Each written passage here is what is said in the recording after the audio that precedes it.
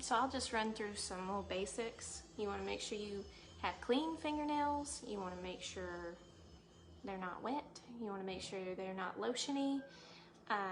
So wash your hands. I would recommend washing them in some dish liquid like Dawn or whatever you have, and that just removes excess oils. If you have very oily skin, you probably have very oily nails, so the Dawn helps. And then use the little prep pad that comes with it. So I actually think, I think I can make this one work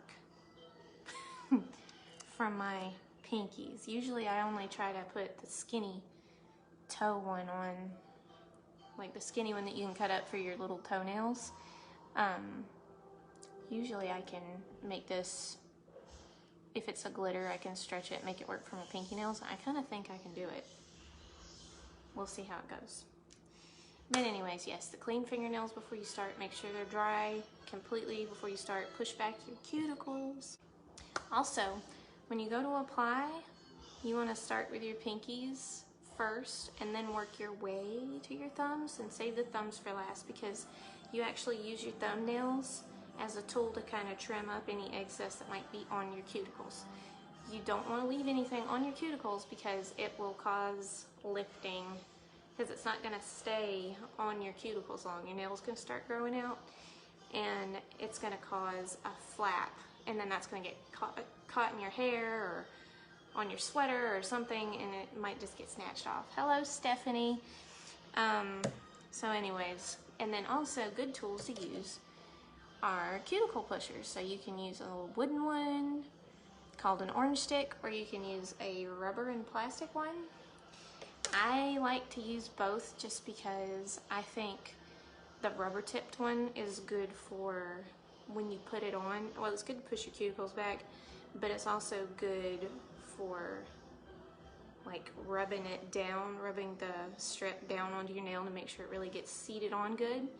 And I really like the wooden ones because, like, when I go to do my thumbs especially, I don't want to mess anything up. So I can put this thumb on and it's good, but I go to put this one on, you know, I'm gonna mess this one up. So it's good to have a little tool that you can just kind of get right down in the crack and just kind of push it in there to perforate it a little bit and trim it that way. Oh, my hands are freezing cold too. That's another thing. You don't want to have cold hands when you put your strips on. So I'm going to try to warm them up really quick. It can harden your strips and make them a little less pliable if the strips are cold. So if your hands are cold when you're working with them, it may make your strips a little bit more difficult to apply. Alright, so what you gotta do first is you match up what you think is gonna fit your nail best, and then you pull off the little purple tab. Has the little clear protective plastic on it. Sometimes I like to give mine a little rub too, especially if I'm having trouble with temperature of my own fingers. Just give them a little rub. I did this last time and it actually made everything easier if I took the time to just warm the strip up. And then you pull the silver tab. And I already pushed my cuticles back. So, okay, I think that this is gonna work. One of my pinky nails is thinner than the other one. So now what I wanna do is I just wanna take and stick this on, not crooked, but I wanna stick it on straight.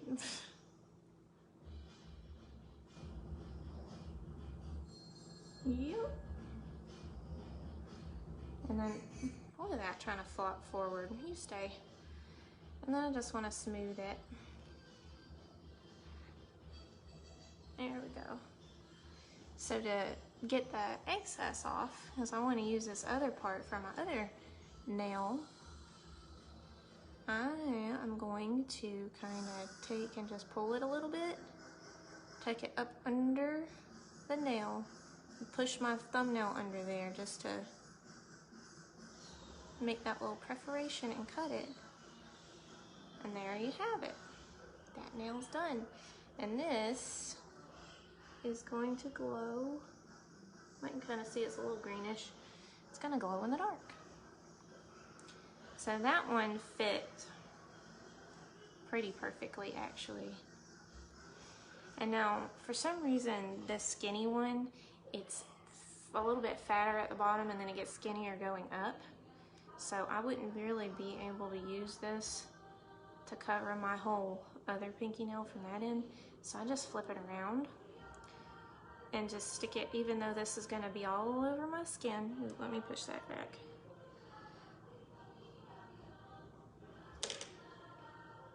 So even though it's gonna be all over my skin, I don't have to worry about it because I can, oopsie, that's really gonna be bad. You can take and gently lift them back up if you put it on crooked. You don't want to do it too many times, but it works if you got to do it. See, these things are pretty durable and they're not as easy as you would think to tear and mess up. So if you put something down crooked, you can just peel it back up. Just try not to mash it all the way down before you lift it back up.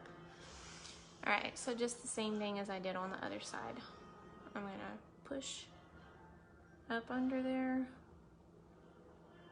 And now I'm gonna have that ugly little corners on my skin there. But all I have to do is I can either use my nail or I can use this and just, let me get up so everybody can kind of see. So what I do is just push it on in there as this, I can't talk now. It's too late. It's too late for talking. But I just kind of push that tip in there to where, like I'm pushing my cuticle back again, and it cuts that little excess off. So now that fits fine. And look, for the newbies, I can mash on this. I just put it on. I can touch it, mash on it. It's not gonna smear it, leave fingerprints or anything. So it's very resilient and does not mess up very easily. So, and then like I was saying before, if you want to, you can take something and just rub to really get it pressed down good, seated down to the nail really well.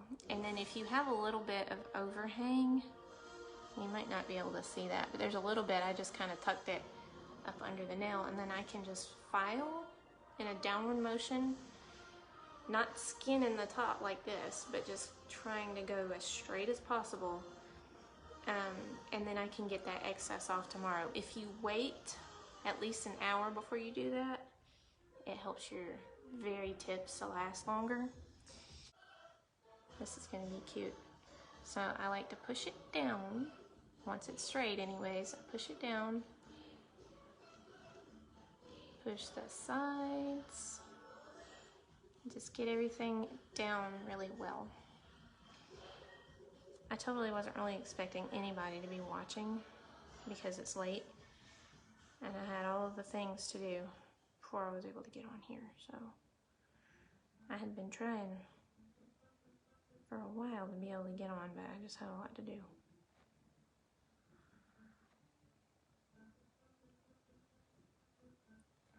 So there's that one.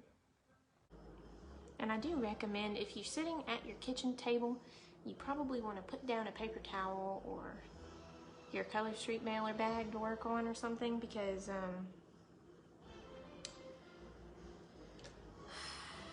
the little bits that you trim off, you don't want that to get stuck on your table.